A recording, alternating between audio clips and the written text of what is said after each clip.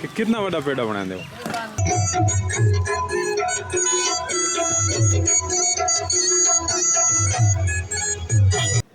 ये वो मार्की है, ये शादी हॉल है जहाँ पे खाना भी बनेगा और लोग यहीं पे खाना भी खाएंगे। इसकी कितनी लेंथ को 2 फुट तो है ना, 2.5 फुट। 2.5 फुट रोटी दे सारे। अब इसमें दूधी सूजी और चीनी डाली और इसके अलावा कुछ ड्राई फ्रूट्स डालेंगे। तो जो दूल्हा साइड या दुल्हन साइड से खाना बनाने की कोई कॉस्ट पे नहीं की जाती और सिर्फ 100 रुपये की डिमांड की।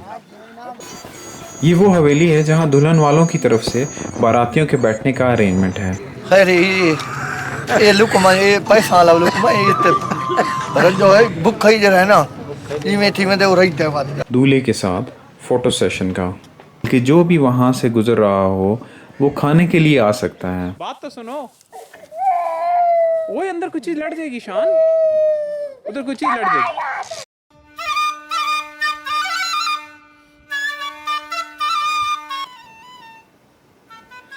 ये व्लॉग है एक गांव की सादा सी शादी के बारे में। एक अच्छी बात यह है कि इसमें कम से कम अखराजात हुए बट ज़्यादा से ज़्यादा लोगों ने शिरकत की।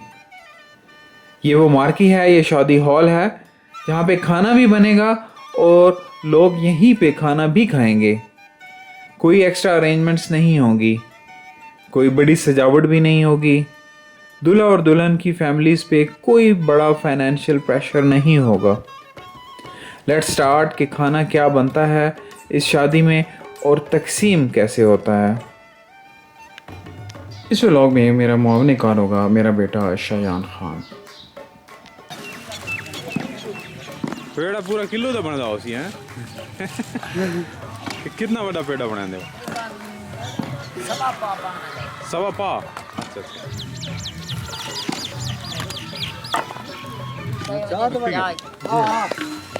अच्छा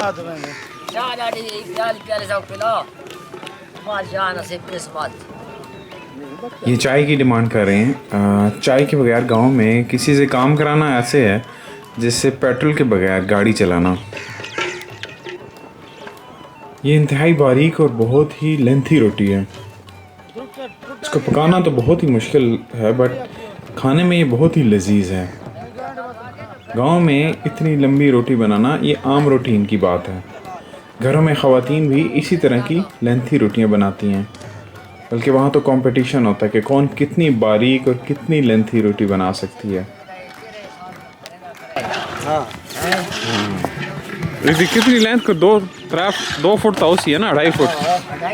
2.5 फुट रोटी दे सारे सही।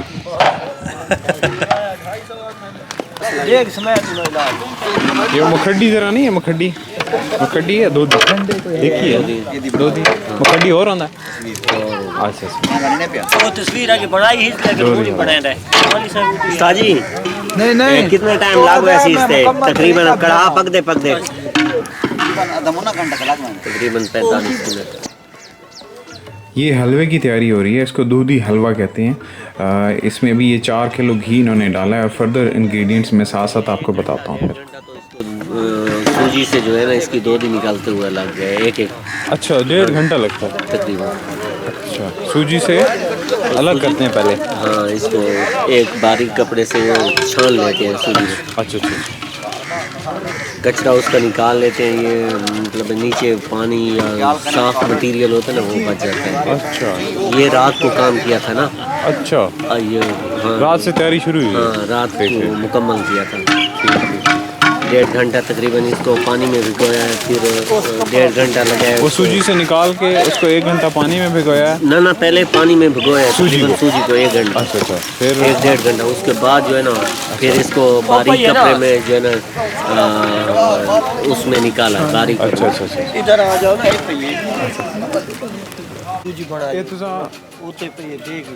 अच्छा ये पानी भिगोया है ना। पानी की वो और इसी चुकड़े सो अलग करे ये उठाई बात भी ये डायरेक्ट है। हाँ, नहीं ये तो अलग की हुई है ना। हां अलग की थी। देखिए इसको क्या कहते हैं? सूजी उसका पानी की थी रूट पे दूधी वाली। ठीक दूधी वाली सूजी। ये सर रात को भिगोई है। नहीं ये तो निकाला हुआ है। पहले सूजी जो लेते हैं ना दुकान से वो रहा तकरीबन 1.5 घंटे पहले। अच्छा, उसमें से निकालते हैं फिर? ये निकाला हुआ है, ये क्लियर है माल। ये तो दूध नहीं है? नहीं, ये तो दूध ही है ना। अच्छा, इसको अब आप डालोगे कड़ा में, जो वो जिसमें घी डाला हुआ है।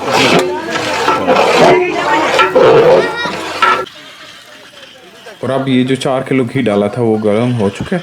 अब इसमें दूधी सूजी और चीनी डाली और इसके अलावा कुछ ड्राई फ्रूट्स डालें। ये टोटल 4 इंग्रेडिएंट्स हैं जिससे मिलके ये दूधी हलवा बनता है।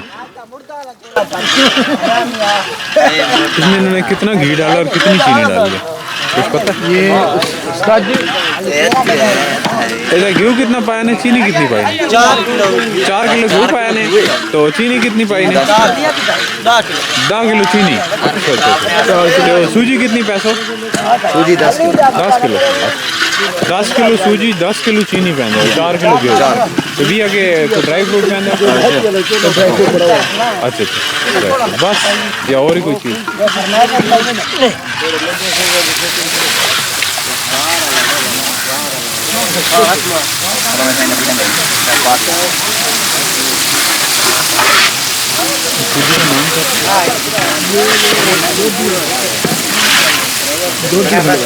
अच्छा, दो दी सूजी है ना? 2 दी सूजी है। बिलाल दे बढ़िया पका दे साथी पका दे सही इंशाल्लाह। अच्छा तो डालना के ना करा साथ इंशाल्लाह हाथ तेल में से ले आते हैं। और अब गोश्त का सालन बनाने की तैयारी हो रही है। इन्होंने कुछ जानवर अपने घर में पाल रखे थे, उसी में से 2 जानवर लेके इन्होंने ज़बह किए हैं, खुद ही ज़बह किए हैं और रिलेटिव मिल के अब उसको काट रहे हैं। तो इसमें किसी किस्म की कॉस्ट इन्वॉल्व नहीं है। और अभी जो इनको सालन जो इसका बनाएगा वो भी किसी किस्म की पेमेंट इनसे नहीं लेगा, बल्कि जो रस्म यहाँ पे चलती है, जो लोग मुख्तलिफ लोग पैसे देते हैं उसमें से उसका कुछ हिस्सा होता है। जो सलामी होती है उसमें कुछ उसका हिस्सा होता है। और इसी तरीके से आगे आप देखेंगे कुछ 2-4 रस्में ऐसी हैं जिसमें लोग उनको पैसे दे रहे होते हैं, तो वही उसकी इनकम होती है। तो जो दूल्हा साइड या दुल्हन साइड से खाना बनाने की कोई कॉस्ट पे नहीं की जाती। तो एक बड़ी अच्छी रस्म है यहाँ पे।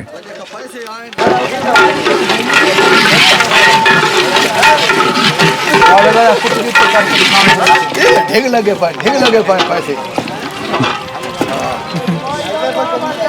मैं जानते खड़ा मंजर भी ना बहुत। हाँ, देखा रखी खड़े।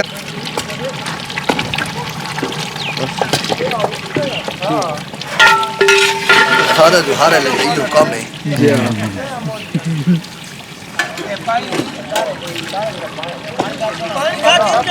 ठीक है, देगी तो काशे गोश्त नजर नहीं आता, छड़ियाँ देगा ना तेरा।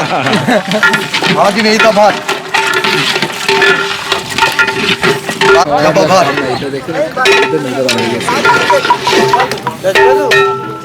हाँ ठीक, बिस्मिल्लाह पढ़ा।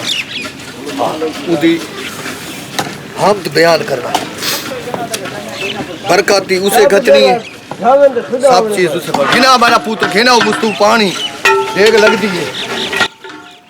मेरे लिए सरप्राइजिंग बात यह है कि इन साहब ने पैसे की डिमांड की और सिर्फ 100 रुपये की डिमांड की। शायद इनको अंदाज़ा था कि इससे ज़्यादा यहाँ पे कोई मुझे देगा भी नहीं। और फाइनली दूधी हलवा तैयार हो गया। अब ये इसमें ड्राई फ्रूट डालेंगे और एक्स्ट्रा जो ऑयल है वो निकाल देंगे और इस तरीके से ये खाने के लिए तैयार होगा।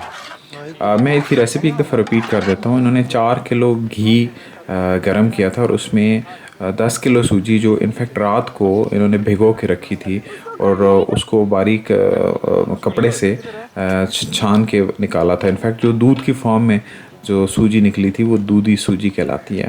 वो 10 किलो सूजी इन्होंने इसमें डाली और उसके बाद 10 किलो चीनी डाली और इन 3 इंग्रेडिएंट्स के साथ ये फाइनली तैयार हो गया तकरीबन 45 मिनट में। और ये बहुत ही मज़ेदार किस्म का हलवा है। और फाइनली अब खाना तकसीम होना शुरू हो गया। यहाँ पे ऐसा नहीं है कि कोई बूफे सिस्टम होगा और आप अपनी मर्ज़ी से जितना मर्ज़ी खाना चाहें वो ले लें, जैसे शहरों में बहुत ज़्यादा खाने का ज़्यादा होता है। बल्कि यहाँ पे ये है कि ये साहब जो बैठे हुए हैं ये अपनी मर्ज़ी से आपको खाना डाल के देते हैं। तो आप पे पाव पा के देंगे जी हाँ क्या कोई इजाज़त नहीं आप पे पाँव दी कंट्रोल लीजिए यहाँ पे कुछ लोग हैं जो तकसीम करते हैं, वो प्लेट्स लेके आते हैं और इसमें खाना लेके जाते हैं और जो साहब भी नहीं आके बैठते हैं उसको वो खाना देते हैं। इसी तरीके से जो हलवा है या दूसरे आइटम्स हैं वो भी इसी तरह कंट्रोल्ड एनवायरनमेंट में हैं।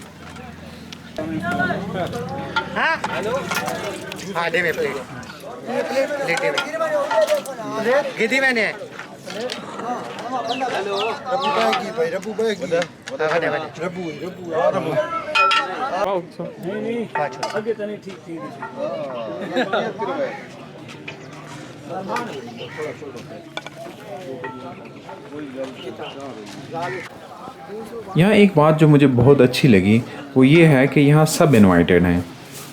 ऐसा नहीं है कि कुछ स्पेसिफिक इनविटेशंस हों, बल्कि जो भी वहाँ से गुज़र रहा हो वो खाने के लिए आ सकता है। इवन बेगर्स भी। नॉर्मली सिटीज़ में बेगर्स को शादी हॉल में एंटर नहीं होने दिया जाता, बट यहाँ ऐसा नहीं है। आप देख रहे होंगे कि कोई स्पेशल ड्रेस पहन के भी नहीं आया, बल्कि जैसे भी कपड़े हैं, इवन फटे हुए कपड़े हैं, उसमें भी ये लोग वलीमा में पार्टिसिपेट करने के लिए आ गए हैं। कोई किसी को उसके ड्रेस की वजह से क्रिटिसाइज़ नहीं कर रहा। ऐसा नहीं है कि 8,000 का 2 पीस सूट बनवाया, फेशियल करवाया और बन ठन के शिरकत की, अपने एक्सपेंस बढ़ा दिए, चाहे वो लोन लेके ही क्यों ना करने पड़े। ऐसा नहीं है यहाँ पे। तो ये बहुत अच्छी प्रैक्टिस है जो मैंने यहाँ पे देखी। ये जो हवेली आप देख रहे हैं इसकी भी कोई कॉस्ट पे नहीं हुई, बल्कि यहाँ पे लोग एक दूसरे के साथ कोऑपरेट करते हैं और जिसके पास इतनी ओपन जगह हो वो दूसरे को खुद ऑफ़र करता है कि आप यहाँ पे अपने वलीमे का अरेंजमेंट कर लें। और अब दूल्हा की एंट्री चेक करें। Very simple, no special protocol. अब वो आएंगे और बारातियों से मिलेंगे और उनको ऑनर प्रेजेंट करेंगे और उनका शुक्रिया अदा करेंगे। लुक एट द सिंपलिसिटी है।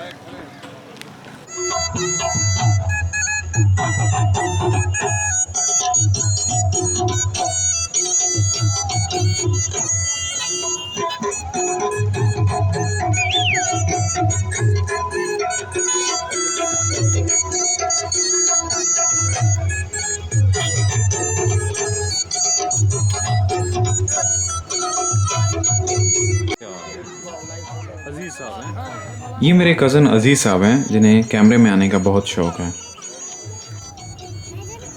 और अब बारात रवाना हो चुकी है दुल्हन को लेने के लिए। यहाँ पे दूल्हे को स्पेशल गाड़ी अरेंज करने की ज़रूरत नहीं पड़ती, बल्कि जिन दोस्तों के पास गाड़ी होती है वो ख़ुद ऑफ़र करते हैं दूल्हा को ले जाने के लिए। गाड़ी को सजाना भी ज़रूरी नहीं समझा जाता। जैसे कि सिटीज़ में 20,000 रेंट पे गाड़ी ली जाती है और इतने ही पैसे उसको सजाने में भी लग जाते हैं। यहाँ ये कॉस्ट भी सेव हो जाती है। और एक और अच्छी बात ये है यहाँ के दुल्हन की तरफ से बारातियों को कोई खाना नहीं दिया जाता और ना ही कोई जहेज़ देना ज़रूरी है। ये एक अच्छी रस्म है दुल्हन के वालिदैन के ऊपर से फाइनेंशियल प्रेशर रिलीज़ करने का।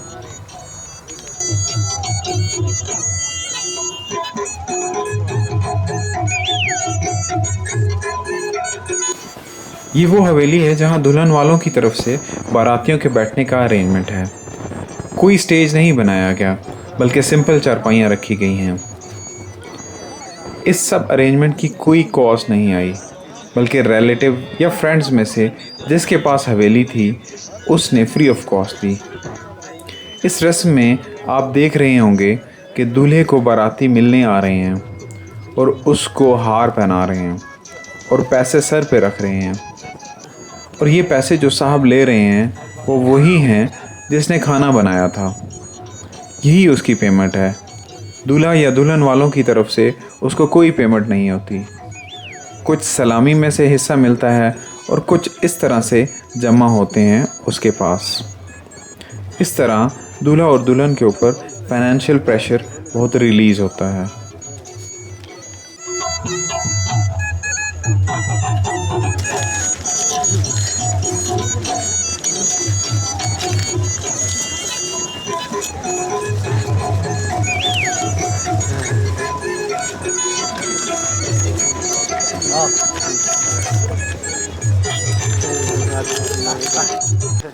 मेरे अब्बा जी ने भी दूल्हे को हार पहना के और उनके सर पे कुछ पैसे रख के अपना फ़र्ज़ पूरा कर दिया।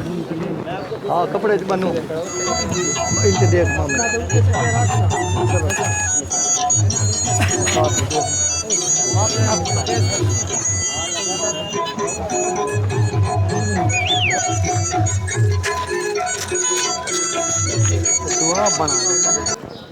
बिल्कुल सामने चारपाई पे मेरे ताया जी मौजूद हैं और उसके साथ जो अगली चारपाई है उसमें मेरे वालिद साहब और मेरे एक कज़न हैं वो मौजूद हैं और इसी तरह बाकी कुछ रिलेटिव्स बहुत ही थोड़ी तादाद में जो यहाँ पे आए हैं दुल्हन को लेने के लिए बारात के साथ।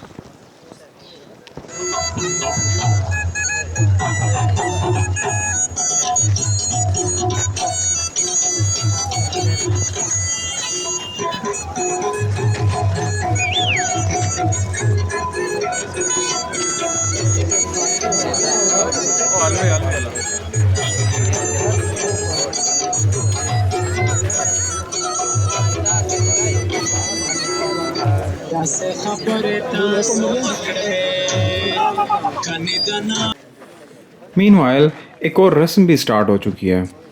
जिन साहब ने खाना बनाया था वो हलवा लेके सबके पास जाते हैं और सब लोग हलवा चख कर उस पे पैसे रखते हैं।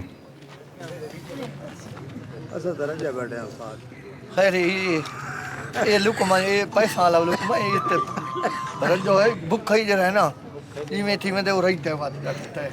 ये भी उस पेमेंट का हिस्सा है जो उसने खाना बनाया था। इस तरह खाना बनाने वालों की काफ़ी हद तक बेहतर आमदनी हो जाती है और दूल्हा और दुल्हन वालों को कोई पेमेंट भी नहीं करनी पड़ती।